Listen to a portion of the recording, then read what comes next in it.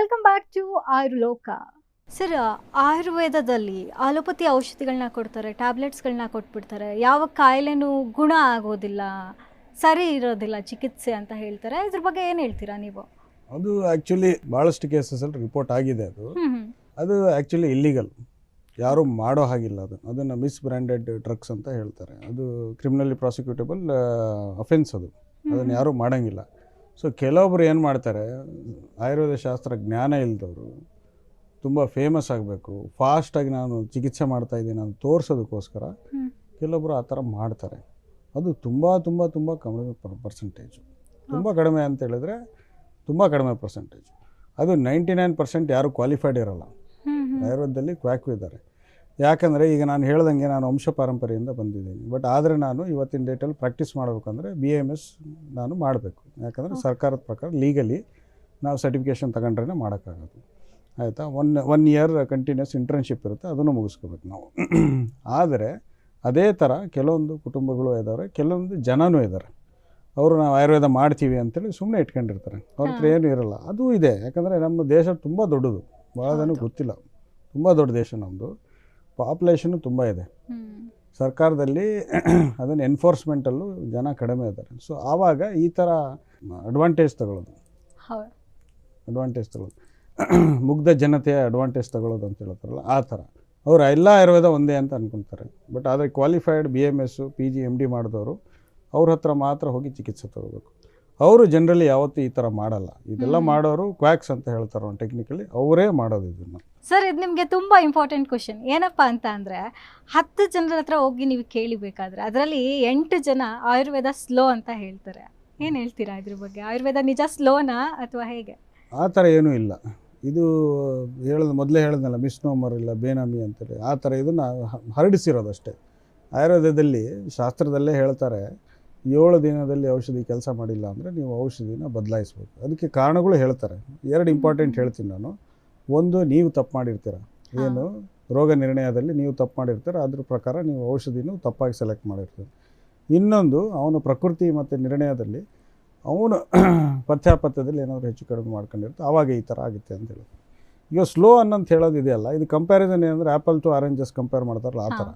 So ನಮ್ಮ ಆಯುರ್ವೇದಿಕಲ್ಲಿ because of many ಇನ್ವೇಷನ್ಸು, ಆಯಿತಾ, Islamic ಇನ್ವೇಷನ್ನು, ಮುಘಲ್ಸ್ ಇನ್ವೇಷನ್ಸು, ಇಲ್ಲ ಬ್ರಿಟಿಷರು ಇರೋದರಿಂದ ಏನಾಯಿತು, ಭಾಳಷ್ಟು ಪುಸ್ತಕಗಳು ಹಾಳಾದವು.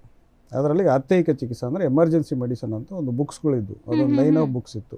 ಅದೆಲ್ಲ ಹಾಳಾಯಿತು. ನಮ್ಮ ಹತ್ರ ಸುಟ್ಟಾಕಿದ್ರು, ಸಿಗಲಿಲ್ಲ. ಯಾವುದೋ ಒಂದು ಮಠದಲ್ಲಿ ಇವತ್ತು ಇರ್ಬೋದು, ಒಂದು ದೇವಸ್ಥಾನದಲ್ಲಿ ಮಠದಲ್ಲಿ ಇವತ್ತು ಇರ್ಬೋದು. ಅದನ್ನು ಹುಡುಕಿ ತಂದು ಮಾಡೋಕ್ಕೆ ಸ್ವಲ್ಪ ಸಮಯ ಆಗುತ್ತೆ. ಬಟ್ ಆತ್ಯಯಿಕ ಚಿಕಿತ್ಸೆ ಕಳೆದೋಯ್ತು. ಸೊ ಇವ್ರು ಕಂಪೇರ್ ಮಾಡ್ತಾ ಇರೋದು ಸ್ಲೋ ಫಾಸ್ಟ್ ಅಂತೇಳಿ. ಒಂದು ನಾನು ಹೇಳಿದ್ನಲ್ಲ, ಎಮರ್ಜೆನ್ಸಿ ಆ್ಯಂಡ್ ಟ್ರಾಮಾ ಕೇರ್ ಇದೆಲ್ಲ, ಅದಕ್ಕೆ ಅವರು ಕಂಪೇರ್ ಮಾಡ್ತಾರೆ. ನಮ್ಮ ಹತ್ರ ಅದ್ರ ಚಿಕಿತ್ಸೆನೇ ಇಲ್ಲ. ಕೆಲವೊಂದು ಔಷಧಿಗಳು ಇವತ್ತಿನ ಡೇಟಲ್ಲಿ ನಾವು ಅಲ್ಲಿ ಇಲ್ಲಿ ಕಂಡುಹಿಡ್ಕೊಂಡಿದ್ದೀವಿ. ಈಗ ಜ್ವರಕ್ಕೆ ಕೆಲವೊಂದು ಆಯುರ್ವೇದಿಕ್ ಔಷಧಿಗಳು ತುಂಬ ಚೆನ್ನಾಗಿ ಕೆಲಸ ಮಾಡುತ್ತೆ, ಆಯಿತಾ. ಸೊ ಅದೇ ಥರ ಫಾಸ್ಟ್ ಆ್ಯಕ್ಟಿಂಗು ಆಯುರ್ವೇದಿಕ್ ಔಷಧಿಯಲ್ಲೂ ಇದೆ. ಈಗ ಅಲೋಪತಿಯಲ್ಲಿ ಏನು BP ಮಾತ್ರ ಕೊಡ್ತಾರೆ, ಏನು ಫಾಸ್ಟಾಗಿ ಕಡಿಮೆ ಆಗುತ್ತಾ? ವರ್ಷಾನುಗಟ್ಟಲೆ ತೊಗೋಬೇಕು ನಾವು. ಡಯಾಬಿಟಿಸ್ ಹಾಗೆ ವರ್ಷಾನುಗಟ್ಟಲೆ ತೊಗೋಬೇಕು. ಔಷಧಿ ತಗೊಂಡ ಮೇಲೆ ಅದು ಕಡಿಮೆ ಆಗುತ್ತೆ. ಆಮೇಲೆ ನೀವು ಅದು ಡೋಸ್ ಬೆಳೀತಾನೆ ಹೋಗುತ್ತೆ. ನೀವು 5 mg ಸ್ಟಾರ್ಟ್ ಮಾಡ್ತೀರಾ, 10 mg 2.5 ಸ್ಟಾರ್ಟ್ ಮಾಡ್ತೀರಾ, 5 ಆಗುತ್ತೆ, ಆಮೇಲೆ 10 ಆಗುತ್ತೆ, ಆಮೇಲೆ 2 ಮಾತ್ರ ಆಗ್ತಾವೆ, ಆಮೇಲೆ 3 ಮಾತ್ರ ಆಗುತ್ತೆ. BP ಸ್ಟಾಪ್ ಆಗ್ತಾ ಇಲ್ಲ ಅಂತೇಳಿ ಇದೆಲ್ಲ ಕಡೆ ನೋಡಿರ್ತೀರ, ನಾವು ಕೇಳಿರ್ತಾರೆ, ನಿಮ್ಮ ಕುಟುಂಬದಲ್ಲೇ ಇರ್ತಾರೆ, ಅವರು ಔಷಧಿಗಳು ತೊಗೊತಾ ಇರ್ತಾರೆ. ಸೊ ಅದನ್ನು ಕಂಪೇರ್ ಮಾಡಿದ್ರೆ ನಮ್ಮ ಆಯುರ್ವೇದ ತುಂಬ ಫಾಸ್ಟು, ಆಯಿತಾ. ನಮ್ಮ ಔಷಧಿ ಕೊಟ್ಟರೆ 1 ವಾರ 15 ದಿನದಲ್ಲಿ ನಿಧಾನಕ್ಕೆ ಅದು ರೆಗ್ಯುಲೇಟ್ ಆಗ್ತಾ ಕೊನೆಗೆ ಲೈಫ್ ಸ್ಟೈಲ್ ಚೇಂಜಸ್ ಹೇಳಿ ಅದು ನ್ಯಾಚುರಲಿ ಕಡಿಮೆ ಆಗ್ತಾ ಬರುತ್ತೆ. ಸೊ ಸ್ಲೋ ಫಾಸ್ಟ್ ಇದೆ ಅಲ್ಲ, ಇದು ಇಂಜೆಕ್ಷನ್ ಕೊಟ್ಟಿದ ತಕ್ಷಣ ಚೆನ್ನಾಗಾಗಬೇಕು ಅಂತ ಹೇಳೋದ್ರಲ್ಲ, ಆ ಥರ, ಆಯಿತಾ. ಅದು ಇಲ್ಲ ನಮ್ಮದ್ರಲ್ಲಿ. ಅದು ನಮ್ಮ ಪುಸ್ತಕದ ಶಾಸ್ತ್ರದಲ್ಲೂ ಭಾಳಷ್ಟು ಆತ್ಯಯಿಕ ಚಿಕಿತ್ಸೆಗಳು ಹಾಳಾಗಿದೆ. ಗ್ರಂಥಗಳಲ್ಲಿ ಇದೆ, ರೆಫರೆನ್ಸಸ್ ಕೊಟ್ಟಿದ್ದಾರೆ, ಇದು ಆತ್ಯಯಿಕ ಚಿಕಿತ್ಸೆಯಲ್ಲಿ ನಾವು ಹೀಗೆ ಚಿಕಿತ್ಸೆ ಮಾಡ್ಬೋದು ಅಂತ.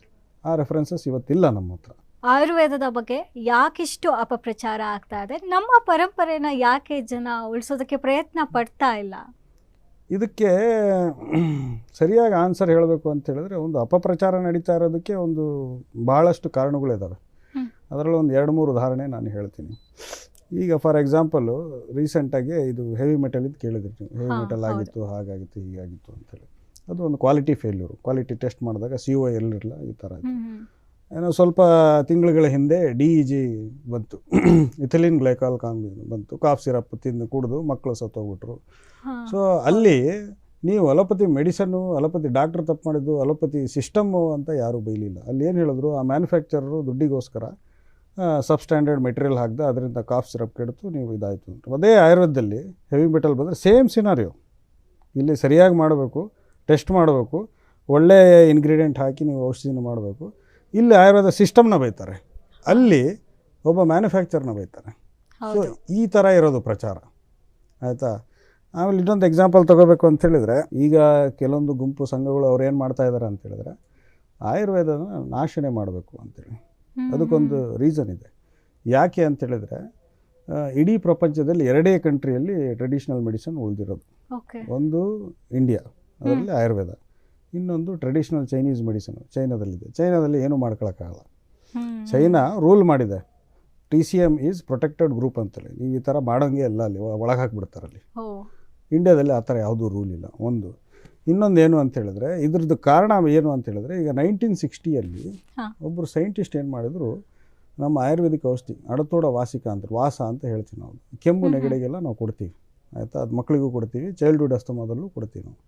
ಅದನ್ನು ರಿಸರ್ಚ್ ಮಾಡಿ ಒಂದು ವಾಸೈಸಿನ್ ಅಂತೇಳಿ ಒಂದು ಕೆಮಿಕಲ್ ಕಾಂಪೌಂಡ್ನ ಐಡೆಂಟಿಫೈ ಮಾಡಿದ್ರು. ರೂಲ್ಸ್ ಪ್ರಕಾರ ಅದನ್ನು ಪೇಟೆಂಟ್ ಮಾಡೋಕ್ಕಾಗಲ್ಲ ನೀವು. ಯಾವುದೇ ಥರದ್ದು ನ್ಯಾಚುರಲ್ ಸಬ್ಸ್ಟೆನ್ಸ್ನ ನೀವು ಪೇಟೆಂಟ್ ಮಾಡೋಕ್ಕಾಗಲ್ಲ. ಅವ್ರೇನು ಮಾಡಿದ್ರು, ಅದ್ರ ಕೆಮಿಕಲ್ ಅನಲಾಗ್ ಹುಡುಕಿದ್ರು, ಅಂದರೆ ಸಿಮಿಲರ್ ಆಗಿರೋ ಒಂದು ಸಿಂಥೆಟಿಕ್ ಕಾಂಪೌಂಡ್ನ ಹುಡುಕಿದ್ರು. ಅದರ ಹೆಸರು ಬ್ರೋಮೋಹೆಕ್ಸಿನ್ ಹೈಡ್ರೋಕ್ಲೋರೈಡ್ ಅಂತೇಳಿ. ಅದು ಇವತ್ತಿನ ಡೇಟಿನ ಎಲ್ಲ ಕಾಫ್ ಸಿರಪಲ್ಲಿ ಇರುತ್ತೆ. ಎಲ್ಲ ಡಾಕ್ಟರ್ಸು ಮಕ್ಕಳಿಗೆ ಬರೀತಾರೆ. ಆಮೇಲೆ ಚೈಲ್ಡ್ಹುಡ್ ಅಸ್ತಮಾದ ಬರುತ್ತೆ, ಯಾಕಂದರೆ ಅದು ಮ್ಯೂಕೋಲೈಟಿಕ್ ಬ್ರಾಂಕೋಡೈಲೇಟರ್, ಆಯಿತಾ. ಕಫನ ತೆಗೆಯುತ್ತೆ. ಆಮೇಲೆ ಅಸ್ತಮಾದಲ್ಲಿ ಉಸಿರಾಡೋ ತೊಂದರೆ ಆಗುತ್ತಲ್ಲ, ಅದನ್ನು ಸ್ವಲ್ಪ ವಿಂಡ್ ಪೈಪ್ನ ದೊಡ್ಡದು ಮಾಡುತ್ತೆ. ಈಗ ನಾವು ವಾಸ ಕೊಟ್ಟರೆ ಸೂಡೋ ಸೈನ್ಸು, ಅವ್ರು ಬ್ರೋಮೋಹೆಕ್ಸಿಡಿನ್ ಕೊಟ್ಟರೆ ಅದು ತುಂಬ ಒಳ್ಳೆಯ ಸೈನ್ಸು. ಅದು ಒಂದು ದುಡ್ಡು ಮಾಡುವ ರೀತಿ. ಸೊ ಇದು ಆಯುರ್ವೇದ ಹೋಗ್ಬಿಡ್ತು ಅಂತೇಳಿದ್ರೆ, ಅವರಿಗೆ ಆಲ್ರೆಡಿ ಇರೋ ಇಷ್ಟೊಂದು ಅಗಾಧವಾದ ಗಿಡಮೂಲಿಕೆಗಳಿದ್ದಾವೆ. ಅದರೊಳಗೆ ಒಂದೊಂದು ಕಾಂಪೌಂಡ್ ತಗೊಂಡ್ರು 1000 ವರ್ಷ ನಡೆಸ್ಬೋದು, ಅಷ್ಟು ಔಷಧಿಗಳಿದ್ದಾವೆ. ಇದು ನನ್ನ ಒಪಿನಿಯನಲ್ಲಿ ಇದು ಒಂದು ದೊಡ್ಡ ಏನು ಅಂತ ಹೇಳಿದ್ರೆ ಒಂದು ಕಾರಣ ಅಪಪ್ರಚಾರ ಮಾಡೋದಕ್ಕೆ. ಅಂದರೆ ಇದನ್ನು ಮುಳುಗಿಸ್ಬಿಡ್ಬೇಕು, ಪ್ರಾಕ್ಟೀಸೇ ಮಾಡಬಾರ್ದು ಇವರು, ಇದನ್ನು ಹಿಂದೇಟು ಹಾಕಿಬಿಡ್ಬೇಕು. ಮಾಡಿದಾಗ ಏನಾಗುತ್ತೆ, ಆವಾಗ ಇವರೆಲ್ಲ ಹೋದ್ಮೇಲೆ ಲೀಗಲಿ ಅವ್ರ ಕೆಮಿಸ್ಟ್ರಿ ಅಲ್ಲ, ಒಳ್ಳೆ ಚೆನ್ನಾಗಿ ಡ್ರೆಸ್ ಮಾಡಿಕೊಂಡು ಕಾರ್ಪೊರೇಟ್ ಆಫೀಸ್ ಮಾಡೋದು ದುಡ್ಡಿದೆ, ದೊಡ್ಡ ದೊಡ್ಡ ಫಾರ್ಮಾ ಕಂಪ್ನಿ ಅವ್ರ ಹತ್ರ. ಅವರು ಚೆನ್ನಾಗಿ ಪಾಲಿಶ್ ಆಗಿ ಹಾಕ್ಕೊಂಡು ಆಮೇಲೆ ಅವ್ರಿಗೆ ನಮಗೆ ಹೇಳ್ತಾರೆ, ಓ ಇದು ಆಯುರ್ವೇದದಿಂದ ಹುಡುಕಿದ್ದು, ನೀವು ತಗೊಳ್ಳಿ ಅಂತೀರಿ. ಬಟ್ ನೀವು ಆಯುರ್ವೇದ ಪ್ರಾಕ್ಟೀಸ್ ಮಾಡೋದು ಇವತ್ತು ತಪ್ಪು. ಈ ಥರ ಅಪಪ್ರಚಾರಕ್ಕೆ ಕಾರಣ ಇದೊಂದು ಕೆಲವೊಂದು ಕಾರಣ ಅಷ್ಟೇ, ತುಂಬ ಇದೆ. ಸರಿ, ಕೊನೆಯದಾಗಿ ಏನಾದರೂ ನೀವು ಆಯುರ್ವೇದದ ಬಗ್ಗೆ ಮತ್ತು ಆಯುರ್ವೇದದ ಚಿಕಿತ್ಸೆ ಬಗ್ಗೆ ವೀಕ್ಷಕರಿಗೆ ಏನಾದರೂ ಒಂದು ಸಣ್ಣದಾಗಿ ಸಂದೇಶ ಕೊಡೋದಾದರೆ?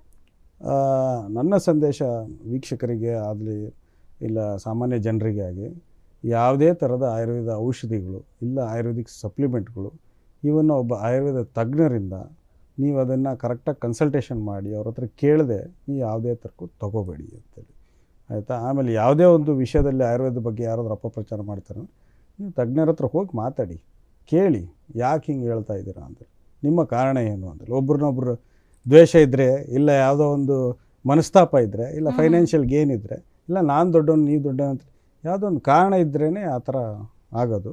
ನೀವು ಕೇಳಿ ಏನಿದೆ ಎತ್ತ ಇದೆ ಅಂತೇಳಿ, ಅದ್ರ ಮೇಲೆ ನೀವು ನಿಮ್ಮ ಬುದ್ಧಿವಂತಿಕೆಯಿಂದ ವಿಚಾರ ಮಾಡಿ.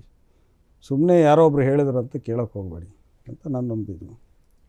ನಮ್ಮ ಕಾರ್ಯಕ್ರಮಕ್ಕೆ ಬಂದು ಅವರ ಅಮೂಲ್ಯವಾದ ಸಮಯವನ್ನು ಇಲ್ಲಿ ಮೀಸಲಿಟ್ಟು ಆಯುರ್ವೇದ ಅಂದರೆ ಏನು, ವಂಶ ಪಾರಂಪರ್ಯವಾಗಿ ಬೆಳೆದ್ಕೊಂಡು ಬಂದಿರುವಂತಹ ಆಯುರ್ವೇದ ಯಾವ ರೀತಿ ಇರುತ್ತೆ, ಚಿಕಿತ್ಸೆ ಯಾವ ರೀತಿ ಇರುತ್ತೆ, ಮತ್ತು ಅಪಪ್ರಚಾರಗಳು ಎಷ್ಟೆಲ್ಲ ನಡೀತಾ ಇದೆ, ನಕಲಿ ಜಾಲಗಳಿಂದ ಎಷ್ಟೆಲ್ಲ ಆಯುರ್ವೇದಕ್ಕೆ ಒಂದು ಕಪ್ಪು ಚುಕ್ಕೆ ಬರ್ತಾ ಇದೆ, ಜನರು ಯಾವುದಕ್ಕೆ ಕಿವಿ ಕೊಡಬೇಕು ಯಾವುದಕ್ಕೆ ಕಿವಿ ಕೊಡಬಾರ್ದು ಅನ್ನೋದನ್ನು ಸ್ಪಷ್ಟವಾಗಿ ತಿಳಿಸ್ಕೊಟ್ಟಂತಹ ಇರ್ಷಾದ್ ಅಹಮದ್ ಸರ್ ಅವರಿಗೆ ಧನ್ಯವಾದಗಳನ್ನ ತಿಳಿಸ್ತೀನಿ. ಸರ್, ಧನ್ಯವಾದಗಳು ಕಾರ್ಯಕ್ರಮ.